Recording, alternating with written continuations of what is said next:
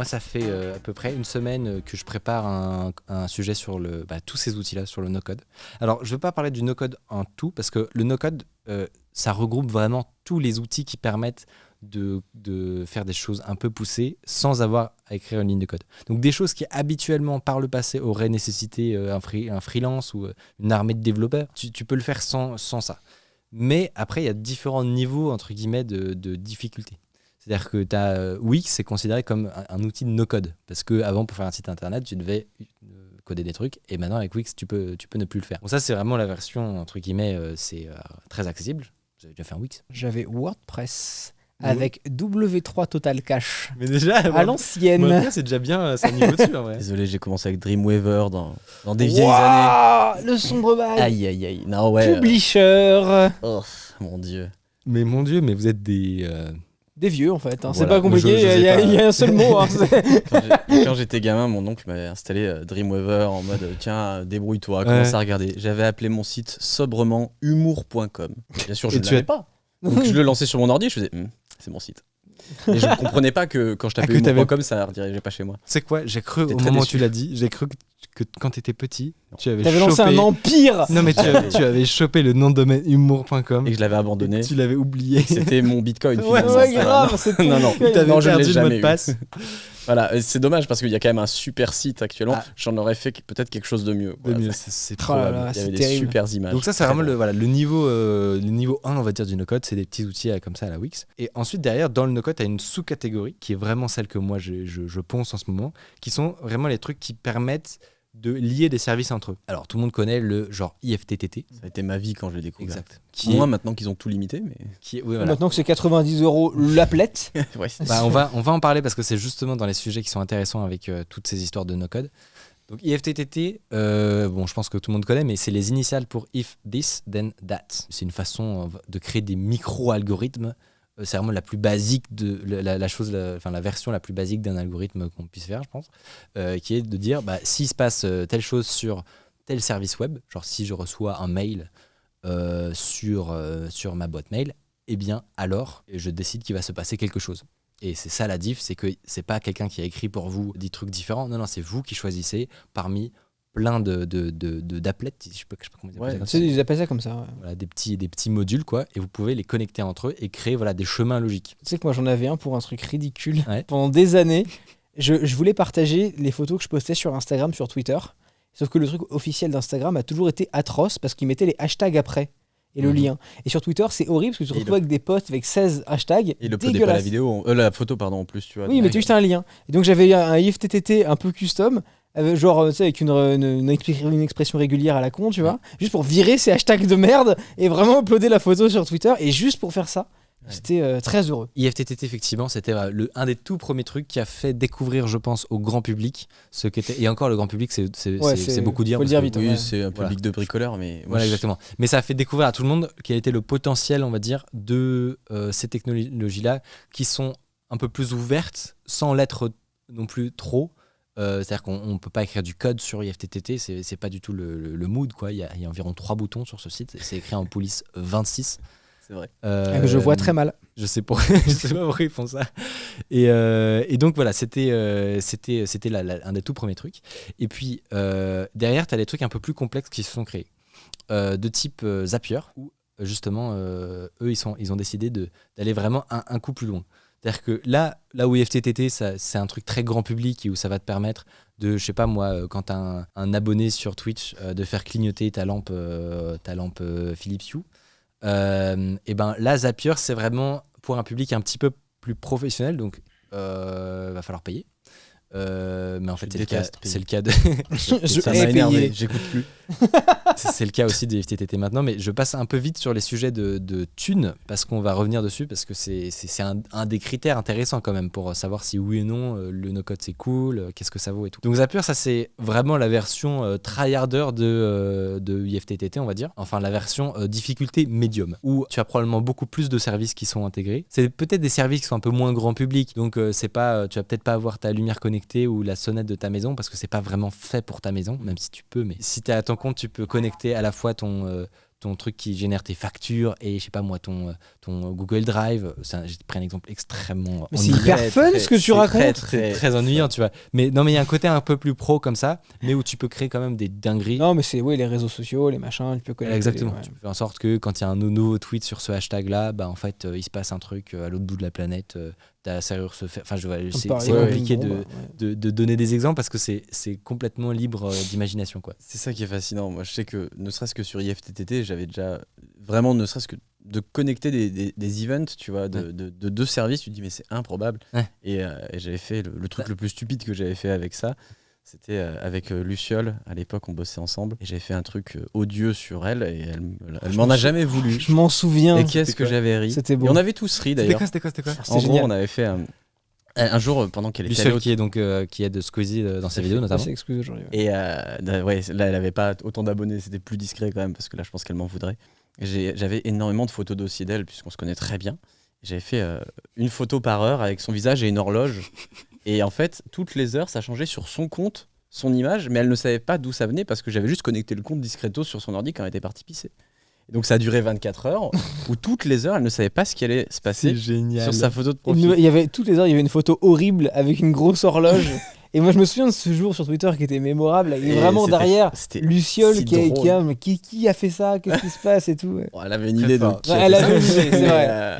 Et c'était fascinant. Ah ouais. Et voilà, mais en fait, j'aime beaucoup l'idée de détourner cet usage de, tu vois, changer une profil pic. C'est pas un truc qui est très intéressant de base, mais tu vois, tu peux faire, s'il fait moche chez moi, je peux mettre une photo d'orage, tu vois, j'en sais rien. C'est ça qui est dingue, c'est que tu peux transformer un truc, une action qui peut paraître anodine, et en action mind blown. Alors que bon. En rajoutant exactement une interconnexion entre différents systèmes. Totalement disruptif. C'est extrêmement disruptif. Pourquoi on n'est pas sur Clubhouse? Mais je comprends pas pourquoi cette émission n'est pas sur Clubhouse. On peut partir, on va refaire cette émission sur Clubhouse. Avec invitation uniquement, ok, c'est noté. Ouais. Seulement sur iPhone. Zapier, c'est la version Medium, on va dire. Et ensuite, j'ai découvert d'autres choses que Zapier. Notamment un autre site qui s'appelle Integromat. Et là, c'est ça qui est intéressant, c'est que c'est un peu, ça ressemble à ton système nodal.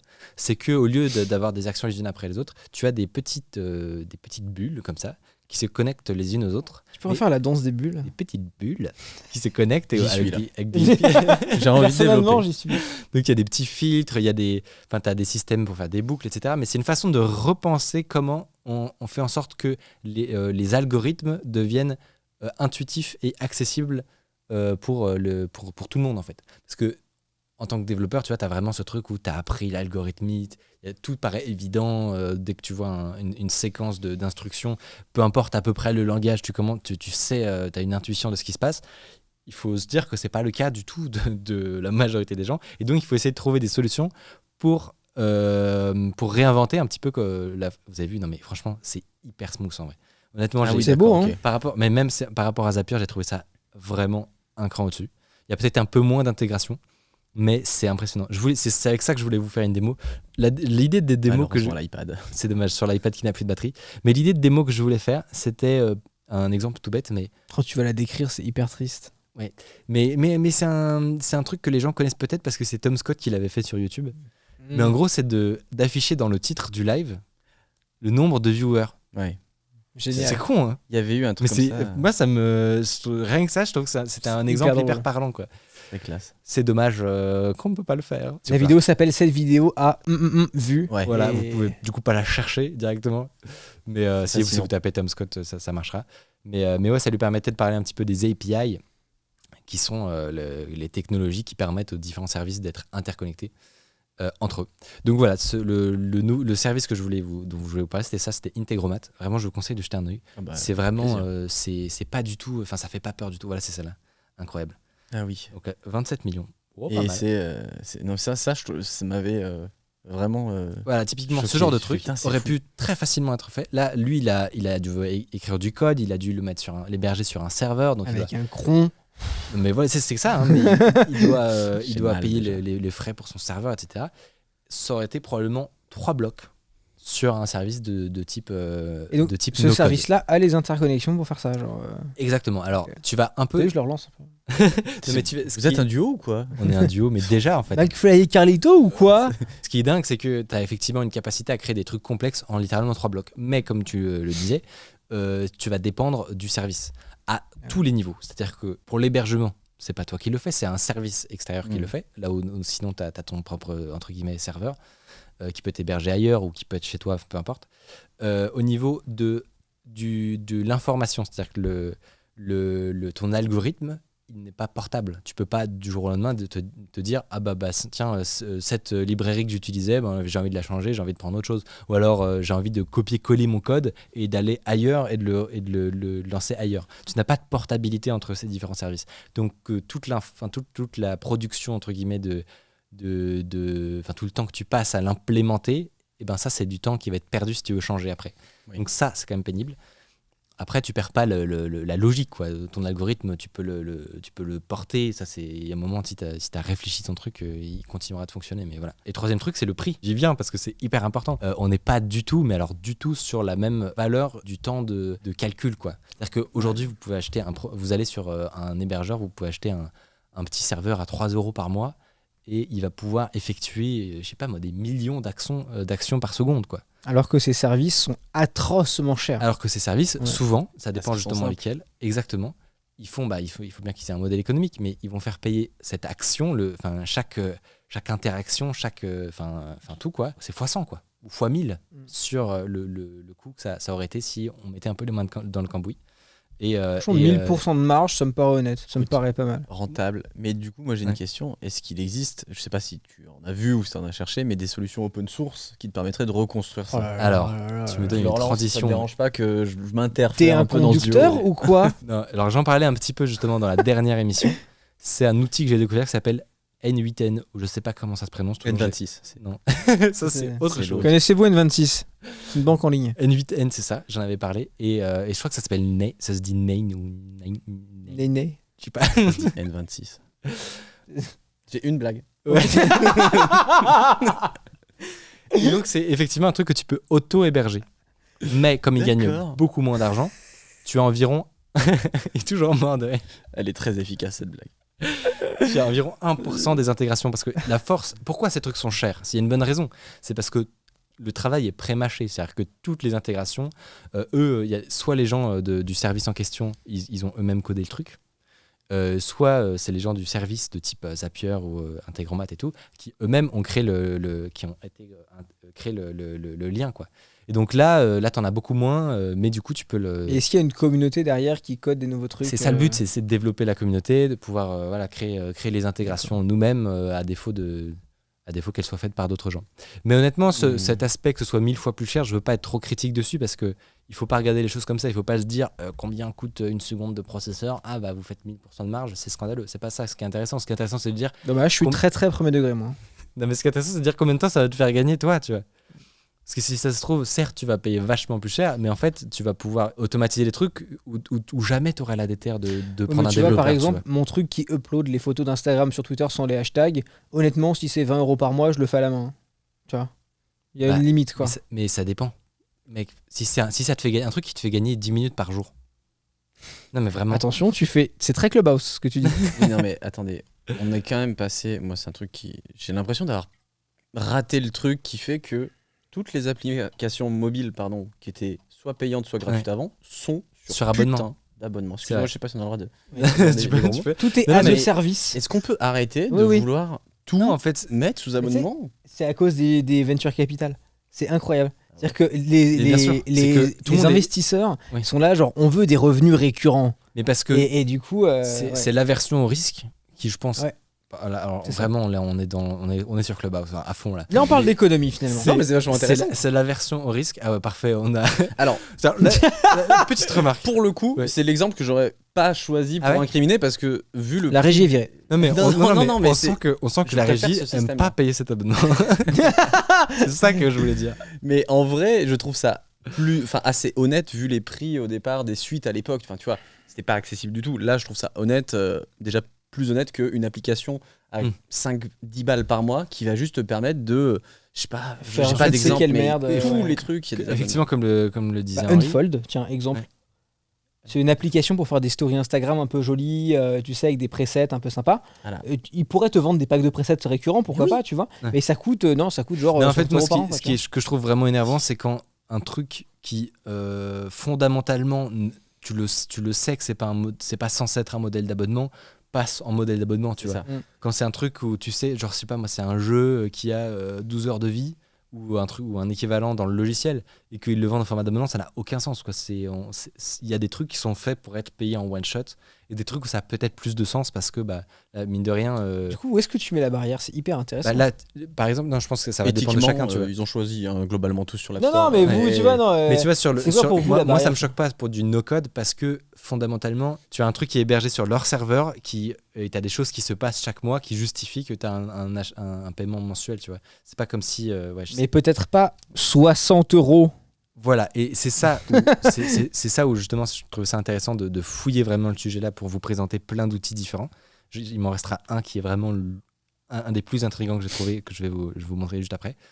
Mais c'est ça où je voulais creuser justement parce que genre IFTTT, ils sont passés d'un truc quasiment gratuit au début. Maintenant, il y a eu un exode d'IFTTT qui était monumental. Quoi. Vous vous souvenez, est-ce que vous avez reçu le mail hyper triste du président qui était là? En fait, il y a eu 2 mails. Un mail pour dire on lance des fonctions pro, mais vous inquiétez pas, le gratuit reste. C'était faux. C'était faux. Et un mail 1 semaine après pour dire on est vraiment désolé. Si vous lisez ce mail, restez. Mais vraiment, ma femme est plus là. Je sais pas quoi faire. J'ai une sèche de jardin, les gars. C'était incroyable. Le mec était en dépression, quoi. Mais moi, c'était fou. Ils avaient envoyé une flopée de mails en mode ouais, votez pour comment vous aimeriez bien qu'on mette ça payant. Oui. Il y avait un sondage. Et c'est bien. Alors, nous allons vous prendre 60 €. Qu'est-ce que vous voulez qu'on en fasse maintenant? Et tu devais sélectionner quelques applets que tu pouvais garder. Bien sûr, je l'ai pas fait, donc j'ai plus rien.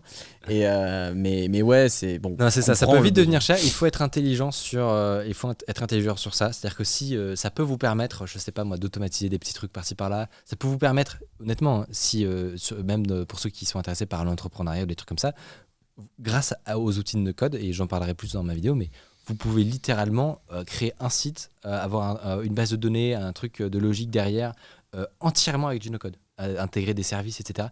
Donc, en 2 jours, tu peux tester une idée, tu vois. Tu peux vérifier s'il y a des gens que ça intéresse. Exact. Je pense que ça a vraiment un intérêt sur du testage, ça se dit, non? Du testing. Ça a vraiment un intérêt là-dessus, vraiment en tant que proof of concept, comme on dit. Ouais. Clairement, si au bout de 2-3 jours, tu te rends compte que c'est en train de prendre, il faut coder ton truc. Enfin voilà, il faut prendre un développeur. C'est ce que j'allais te dire. C'est est-ce qu'on a déjà des retours d'expérience de développeurs qui sont appelés sur des boîtes qui ont explosé du jour au lendemain parce que l'idée était trop bonne, mais qui faisaient du no-code et où du coup il y a des devs qui sont obligés de rattraper la merde derrière d'un truc qui est fait au final de presets. En fait, il faut pas gloubi-boulguer ensemble. Créer, comme on dit. Je ne sais pas s'il y a des gens qui ont dit le terme sur le chat, mais il ne faut pas créer de la dette technologique. Qui est en gros le fait de créer ton... Pardon, là, je te rappelle que j'ai 4 de QI, c'est un peu trop... Moi, ce terme m'intéresse. Enfin, je trouve intriguant. C'est le fait de bâtir ton entreprise et ton service et ton produit sur des fondations propriétaires. Par exemple, ça peut être stable, ça peut être plein de choses. Le fait que dans tout ton projet, tu vas avoir une petite librairie. En fait, elle est maintenue par une personne.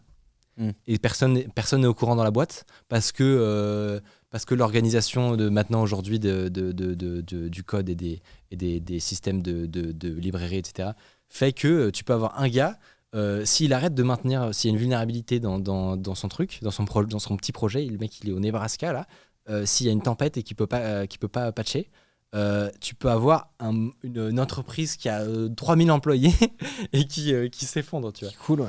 Ou ça peut être ça, ça peut être sous plein d'autres formes, cette dette technologique, mais en gros c'est cette idée de te dire ok, on investit pour faire les trucs proprement. Oui. Il faut pas le faire trop, il faut pas être un maniaque non plus, et tu peux pas faire le produit parfait et attendre 3 ans avant de sortir quoi que ce soit, tu vois.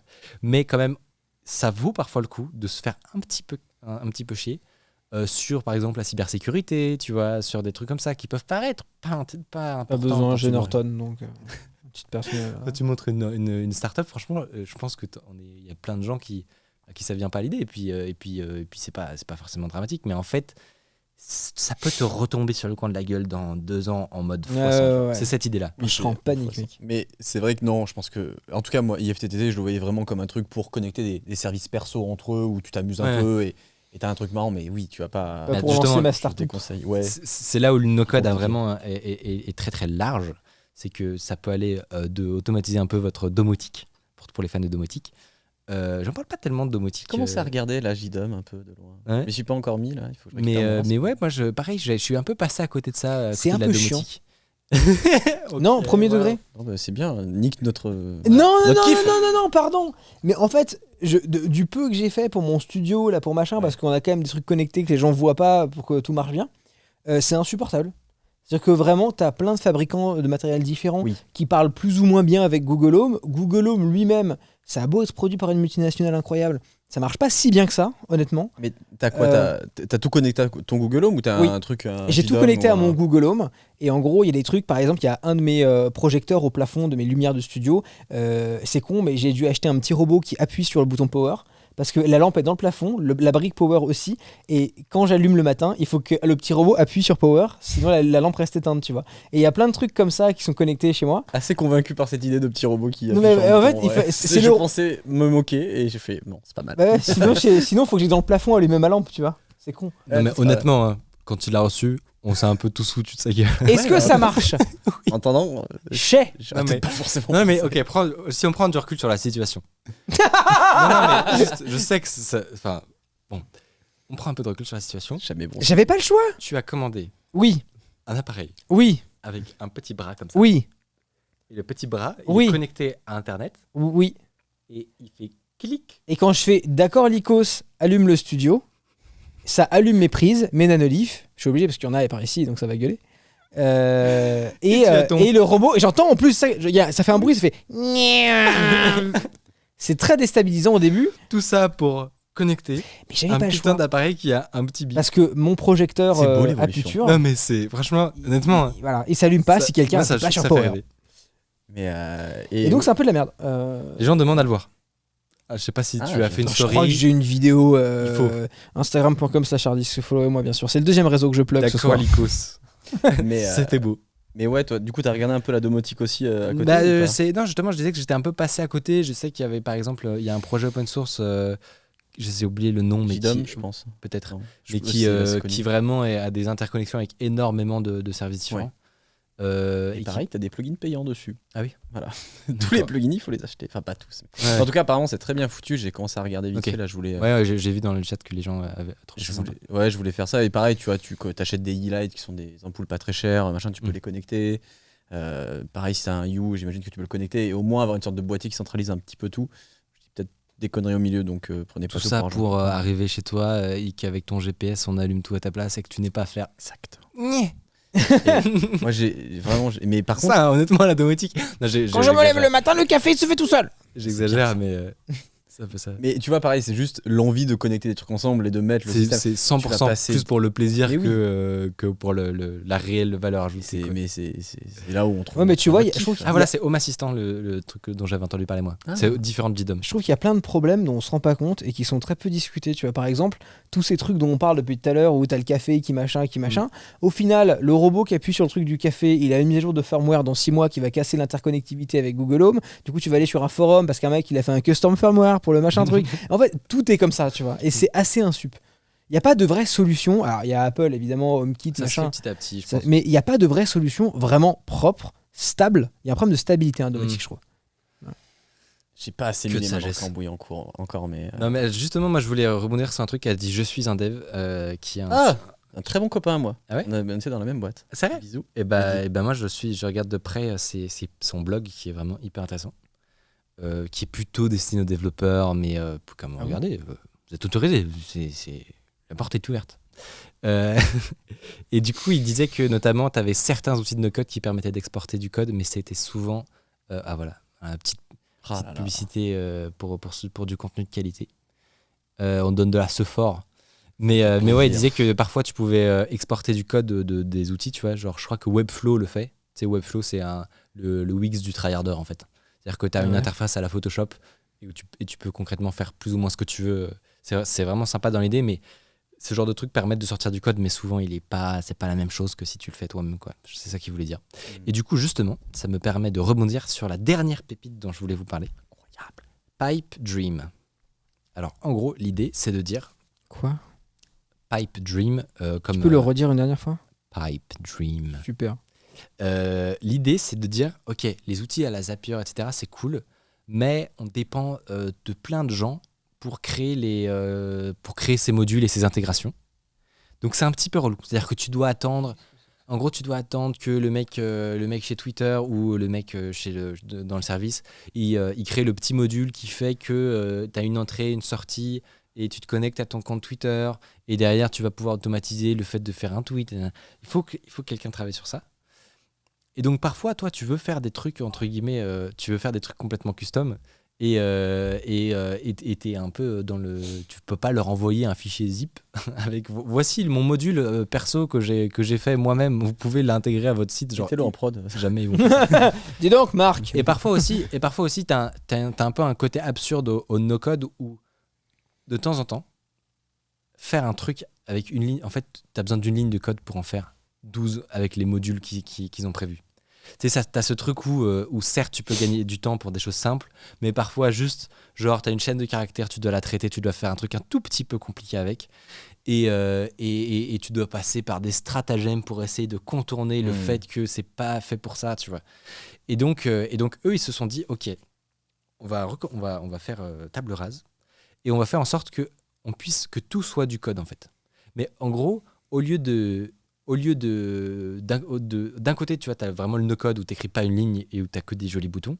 De l'autre côté, tu as vraiment le code pur où tu dois gérer toi-même la connexion aux API, des services, tu dois récupérer le token de Google, machin, tu vois. Une partie de plaisir. Voilà, tu as ces deux opposés-là. Et les deux ont des gros inconvénients. Et eux, ils se sont dit, on va merge les deux. Et on va faire pour vous tous les trucs un peu pénibles. Genre aller installer la bonne librairie, je dis librairie depuis tout à l'heure alors qu'il faut dire bibliothèque. Je vais me faire attraper par par Framablog.